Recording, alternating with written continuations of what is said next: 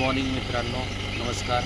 तुम्हा सर्वांचं आमच्या नवीन व्हिडिओमध्ये स्वागत आहे. आता आम्ही पहाटेच चाललो आहे देवाला. बघू आता बघा सगळेजण तयार झालेले आहेत नवीन कपडे घालून. आता आम्ही इथून गाडीने जाणार आहोत आणि कुठे जाणार आहोत ते तुम्हाला सरप्राईज आहे, पुढे आम्ही सांगणार आहोत.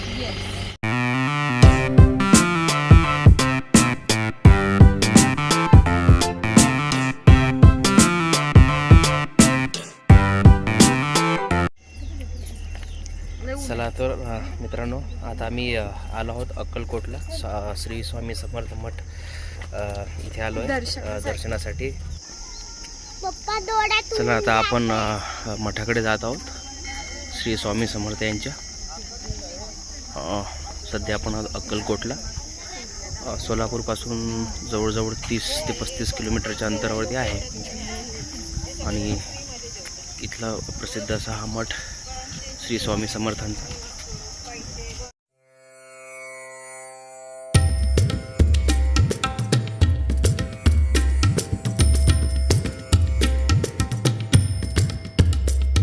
इथं समोर श्री शिवचरित्र धातू चित्रशिल्प प्रदर्शन हॉल आहे. छान असं शिवाजी महाराजांचं शिल्प आकारलेलं आहे. ते तुम्हाला दाखवतो, हे बघा. तुम्ही बघू शकता श्री स्वामी समर्थ नक्षत्र मंडळ शिवस्मारक गड किल्ले सृष्टी.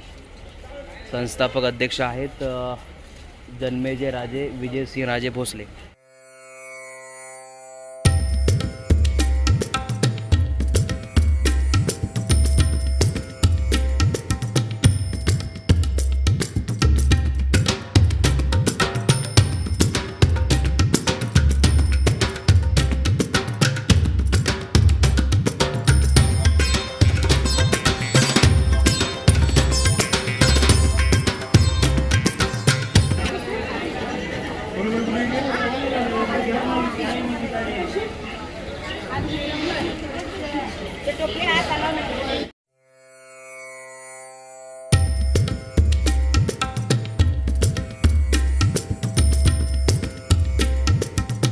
आम्ही स्वामींच्या मठात आत प्रवेश करत आहोत.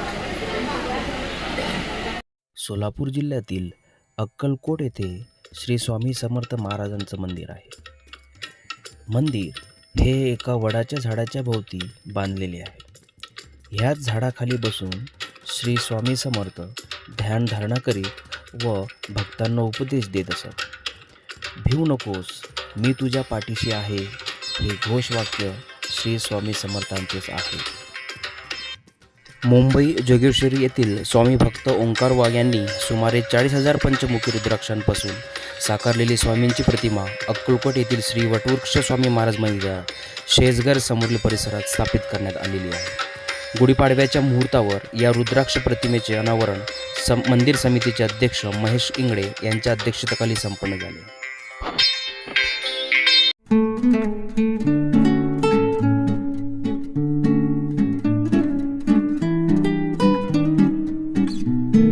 तर मित्रांनो, आता आपण अक्कलकोटहून सरळ थेट पोहोचलो आहे तुळजापूरला.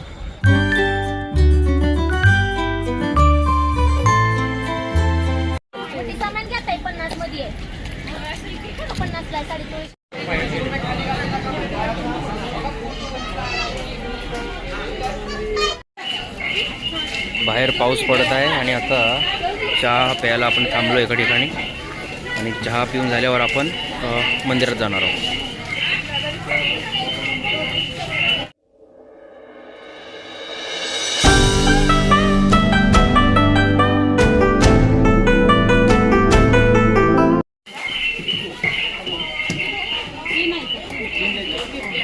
होऊ शकता 1 2 3 साडी, जोडवी, बांगड्या, हे सगळं ह्याच्यामध्ये. बरं. रोटीचं सामान.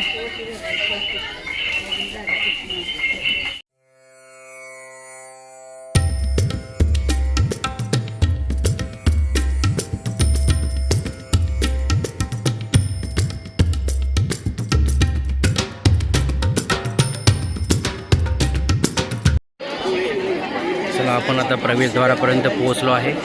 ते बघा, हे श्री तुळजाभवानी यांचं मंदिराचं प्रवेशद्वार.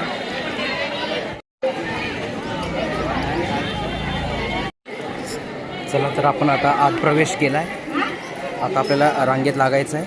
बघूया रांग कोणत्या दिवशीला आहे.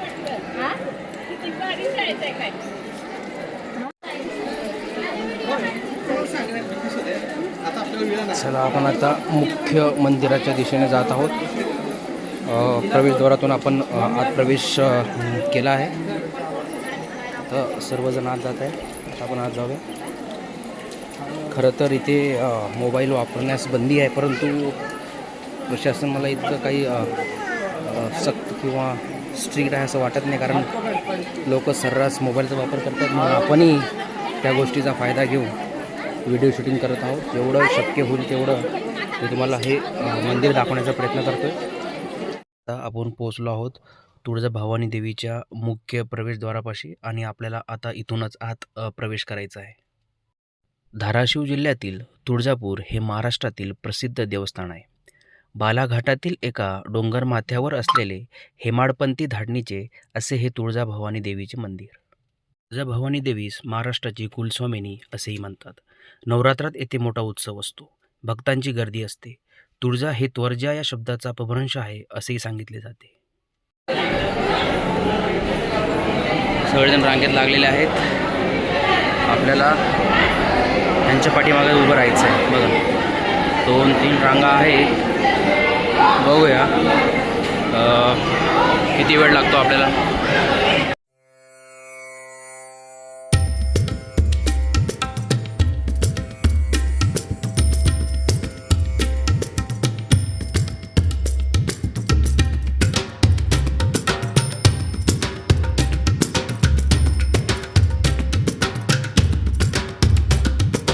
स्वराज्याची स्थापना करणारे छत्रपती श्री शिवाजी महाराज यांची ही कुलदेवता आहे.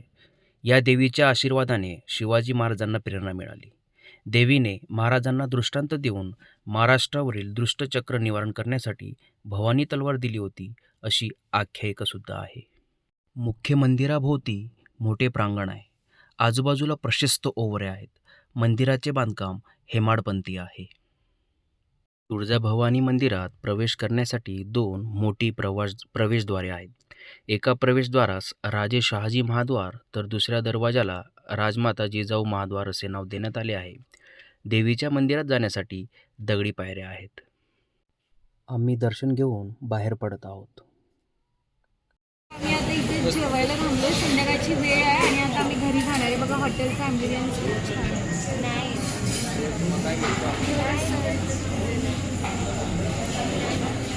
असं उठून सिटी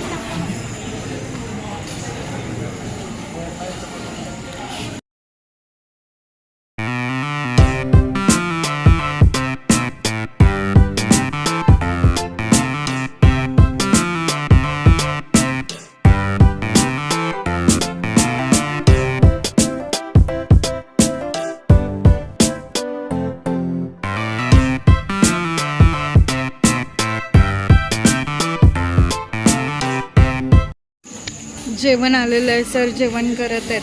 व्हेज सगळी लोक जेवण करत आहेत. आणि डुगू फक्त मोबाईल बघत आहे ना ठमू. आणि तू काय करते? मोबाईल. जेवण करून झालेलं आहे. आता आम्ही बाहेर पडतोय. आता आम्ही थेट इथून घरी जाणार आहोत. राधाकृष्ण तिथं